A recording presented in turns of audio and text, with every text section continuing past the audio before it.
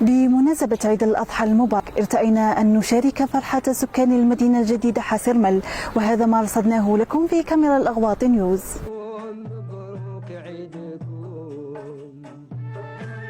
بمناسبة عيد الأضحى المبارك أهنئ كل الأمة الإسلامية كافة والشعب الجزائري عامة، وكذلك أهنئ سكان ولاية الأغواط، وكذلك بالأخص بلدية حاسرمل ومدينة بليل.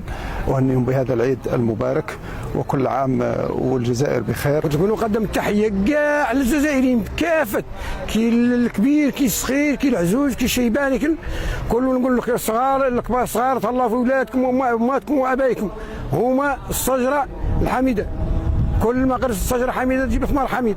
بمناسبة عيد الأضحى أتمنى عيد سعيد لأمي وأبي ولعائلتي وشفاء لجد. عيد مبارك وللجزائر أجمعين، ونتمنى للخويا الشفاء إن شاء الله لينا والمخلوقات أجمعين، ولو يشافي أمة محمد ويعيد إن شاء الله مبارك لينا وليكم أجمعين وبارك الله فيكم.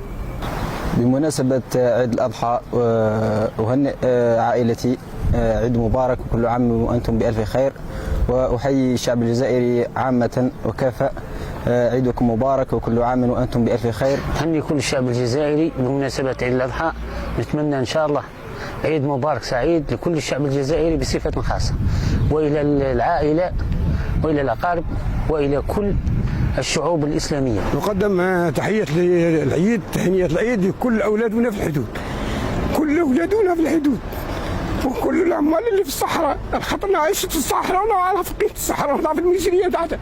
نقدم لهم أنا خاطر منهم قرباء على أولادهم وأمواتهم وأولادهم، نقدم لهم كل تحية، كل العمال مهما كانوا، عامل في الدار ولا في الجيش ولا في الصناعة ولا كل، خاطر أنا عشت المرحلة تاع الغربة وتاع الصحراء، قعدت 12 سنة ولا 13 في الصحراء ونعرف كاع قيمة الصحراء، وعيت خاطر ولادي العيد يبكي على أولادهم ما يشوفهمش العيد. بهذه المناسبة الطيبة السعيدة نتمنى عيد سعيد مبارك لكل المسلمين جميعا على قطر الأرض، ونتمنى عيد سعيد للأمة الجزائرية حفظها الله ورعاها، ونقول في هذه المناسبة الطيبة عيد مبارك وكل عام وأنتم بخير، ونتمنى لحجاجنا الميامين حجا مبرورا وذنبا مغفورا وسعيا مشكورا. احفظهم واحفظ كل المسلمين، اللهم احفظهم واحفظ كل بني الجزائر واولاد الجزائر،